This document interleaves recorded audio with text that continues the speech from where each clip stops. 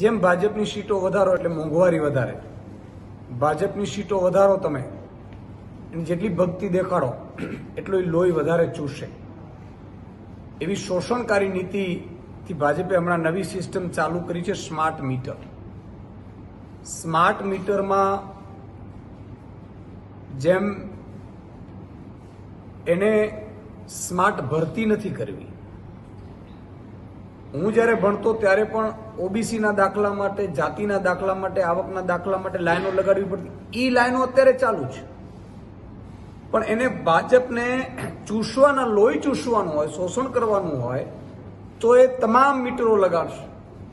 આ સ્માર્ટ મીટરમાં પહેલા એડવાન્સ ચૂકવો અને સ્માર્ટ મીટરમાં કઈ કંપનીઓને ફાયદો કરાવવા માટે ભાજપે આ ષડયંત્ર કર્યું છે.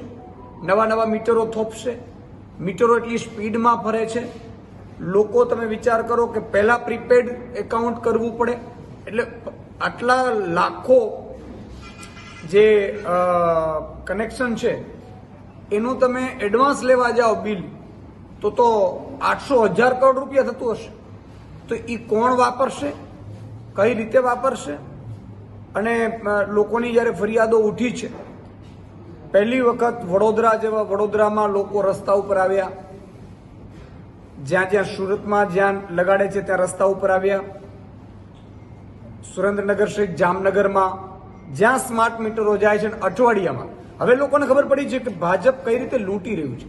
આમ આદમી પાર્ટી જ્યારે 300 યુનિટ વીજળી ફ્રીની વાત કરતી હતી, અમે અત્યારે પણ દિલ્હી અને પંજાબમાં આપી રહ્યા છીએ, છતાંય બજેટ પ્રોફિટમાં ચાલી રહ્યું છે. આ લોકો આટલી મોંઘી વીજળી આપે છે, ઉપરથી સ્માર્ટ મીટરના નામે લૂંટ ચલાવે છે. કંપનીઓને ફાયદો કરાવવો, એમની પાસેથી પછી ચંદા લેવા અને ધંધા દો, એ નીતિથી આખી સિસ્ટમ ચાલે છે. ત્યારે આજે ગાંધીધામ સહિત અમારા જે પૂર્વ કચ્છના જે આગેવાનો કાર્યકર્તાઓ છે એમને પણ અમે સ્માર્ટ મીટર માટે આખું કેમ્પેન ચલાવવાના છીએ, સાઇન કેમ્પેન. તમામ શહેરમાં, તમામ નગરપાલિકાઓમાં આખું સ્માર્ટ મીટરને લઈને ફોર્મ ભરવામાં આવશે, સાઇન કેમ્પેન ચલાવવામાં આવશે અને લોકોને કહેવામાં આવશે કે 300 યુનિટ વીજળી ફ્રી મળી શકતી હોય ત્યારે આ લોકો ફ્રી આપવાના બદલે કઈ રીતે લૂંટે છે. અને અમારો ટાર્ગેટ છે કે 50 લાખ ફોર્મ આગામી દિવસોમાં એ ભરવાનું ટાર્ગેટ કરીશું. ભલે એ કેમ્પેન 6-8 મહિના ચાલશે, દરરોજ અથવા તો વીકમાં 4 દિવસ 2-2 કલાક કાર્યકર્તાઓ જશે.